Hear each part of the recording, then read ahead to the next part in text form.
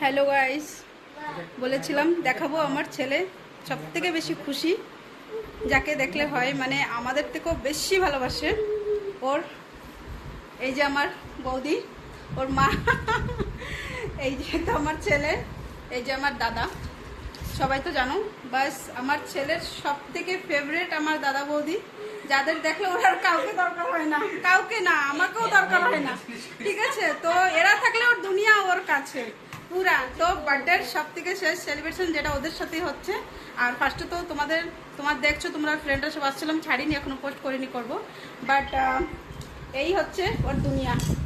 ওর পাপা যার জন্য কোথায় গেল, ওর পাপা যার জন্য সারাদিন ওয়েট করছিল, রাত্রে কান্নাও করছে, তো সেও চলে আসছে, তার সাথে পুরো ফ্যামিলি হ্যাপি।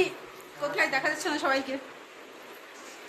হ্যাপি সবাই বল, হ্যাপি হ্যাপি